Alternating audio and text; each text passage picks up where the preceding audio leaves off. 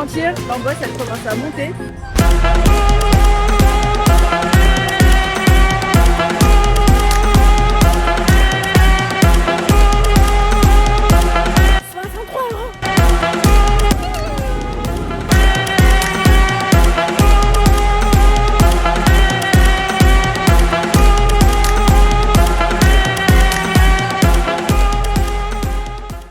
Salut! Aujourd'hui on est en Turquie. Non, déjà venez, on parle de la coupe d'Amine s'il vous plaît. Oui, j'ai pas de... franchement, c'est ça tout le problème quand on n'a pas de langage commun. Le coiffeur il parlait pas anglais, je parlais pas turc. Il a cru que je disais que sa coupe c'est ce que je voulais, il m'a fait la même coupe que lui. Vous aimez bien ou pas? Ça choque un peu. Bon, et là on va prendre un bus pour nous rendre à Konya. Allez, let's go!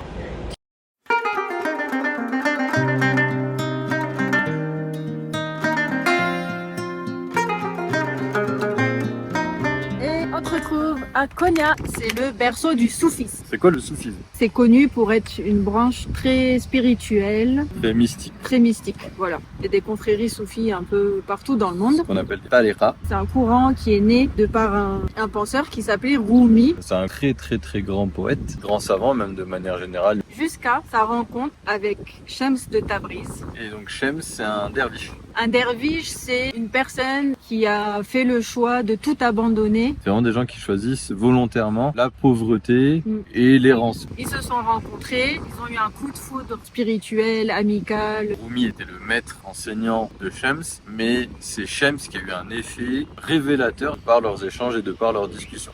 Et c'est grâce à cette rencontre, grâce à Shems finalement, que le soufisme est né. Avec le soufisme, il y a quelque chose qui est indissociable, c'est l'art, et l'art de la musique et l'art de la danse. Indissociable de la foi, au travers de la danse et la croyance. Et donc ce soir, On va aller voir un sema. qui désigne en fait en turc la représentation des derviches tourneurs. Donc voilà, on est trop contents.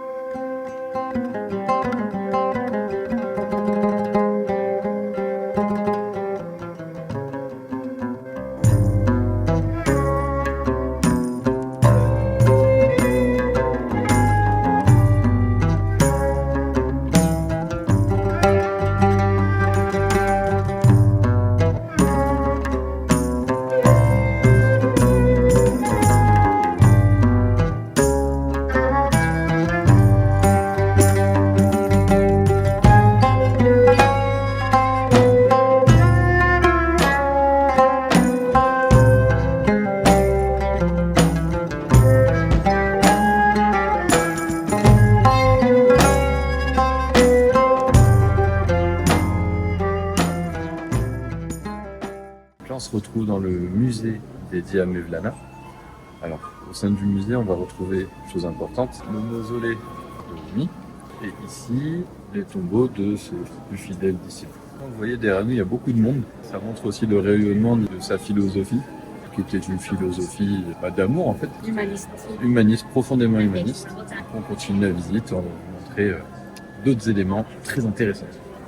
Bon, là on sort et on va aller voir la mosquée et le tombeau de Shems de Tabriz. Ça fait 4 jours qu'on a connu. Et on a ralenti ici. On n'a jamais vraiment accéléré. Hein. Ah oui, en Turquie, on est un peu à rythme. Fatigué, mais c'est cool. En vrai, tout se fait en 2 jours. C'est juste que nous on a monté à côté. Alors ça, c'est le parc de Shems. Donc on doit pas être loin du tombeau logiquement. Shems, il affectionnait les chaussures. C'était un grand amateur de... Il se promenait pieds nus. Ici tu dois avoir la mosquée et le tombeau. Ah oui, Camille V. Turbessi, oui c'est ça.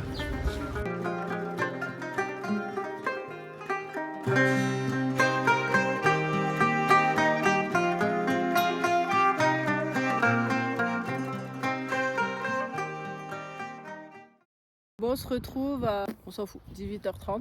Non, 18h45. On a besoin d'être précis. Bon, soyons sérieux un petit peu.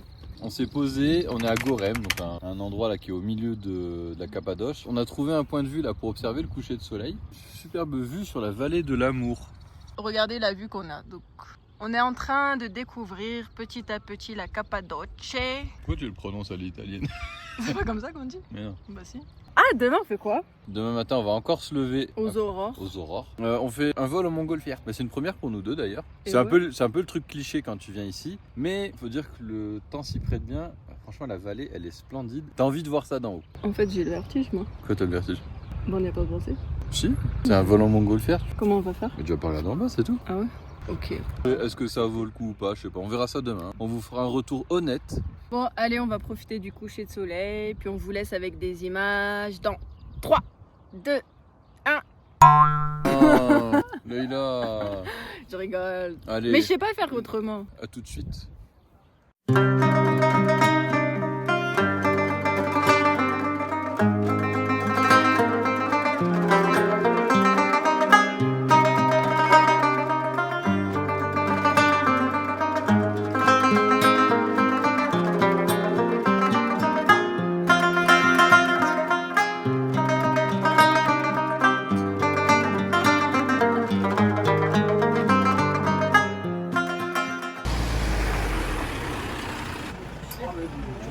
Good morning. On vient d'arriver, le soleil commence à se lever. Je vais pas vous mentir, moi, l'angoisse elle commence à monter. C'est marrant parce que c'est Leïla qui a voulu faire. Je me sens pas en sécurité.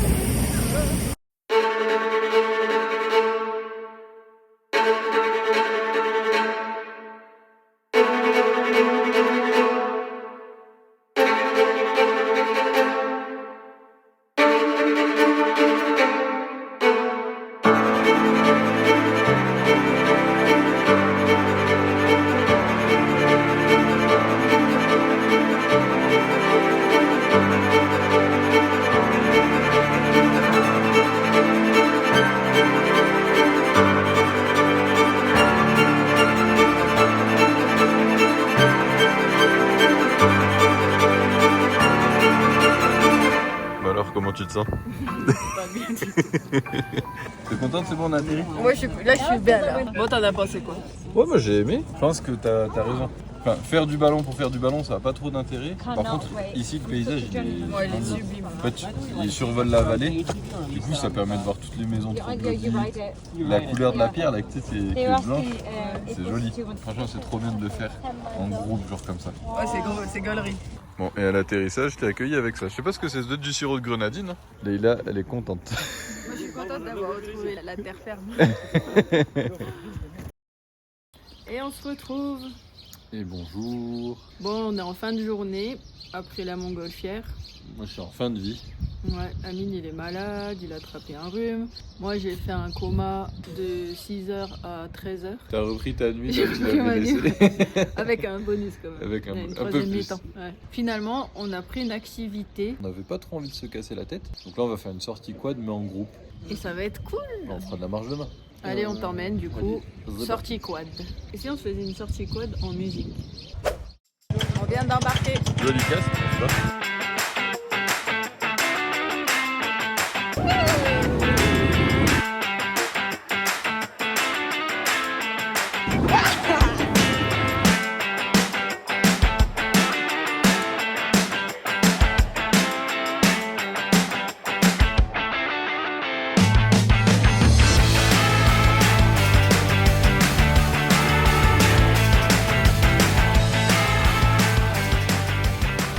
Et voilà, on se retrouve après la journée d'hier, au cours de laquelle on a fait la sortie en ballon et en quad.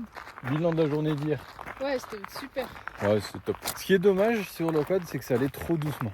Il y avait, je pense, des gens qui débutaient. Et du coup, on suivait à la queue leu, mais franchement, on allait à 10 à l'heure. On n'est pas des fous de vitesse, Un peu quand même. mais hier, franchement, ça allait trop lentement. Ouais, c'est Faut une balade. accepter que ça soit une balade. Après, c'était bien. Et aujourd'hui, on fait une boucle. On va rejoindre Uchisar. On en a pour combien d'heures? Bah, on a estimé 4 heures de marche. Allez, bah, on marche. Bon, je sais pas si on a mis parcours ou pas. En tout cas, on arrive bientôt à... Comment ça s'appelle? Je vais essayer de zoomer là pour montrer. Mais sinon, là, on s'est trouvé un spot trop stylé. En fait, derrière, il y a des vignes. On a une belle vue sur la vallée. Mais qu'est-ce que je voulais dire? Faut qu'on sorte le drone.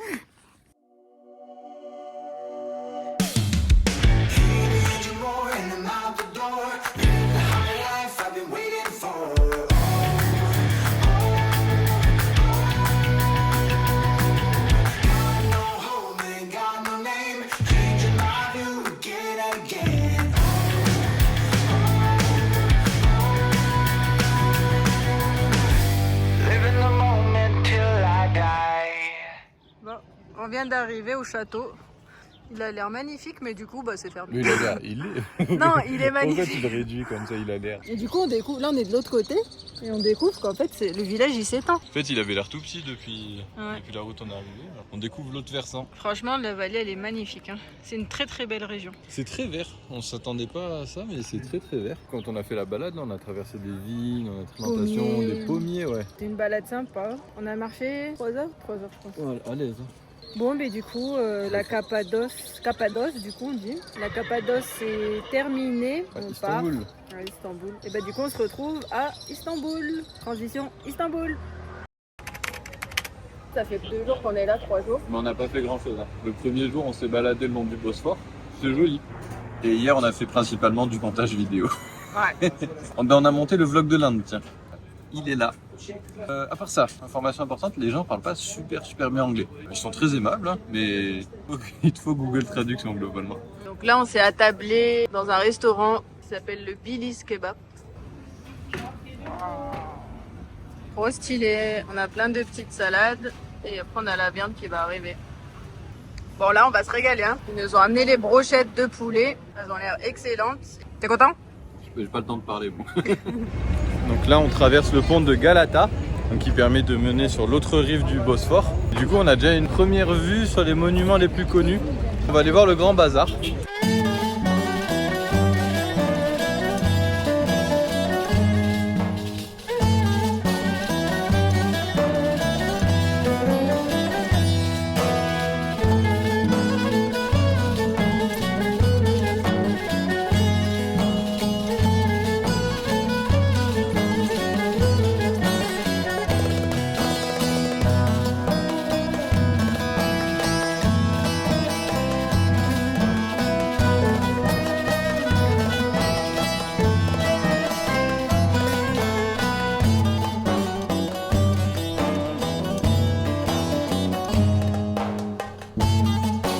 Tadam!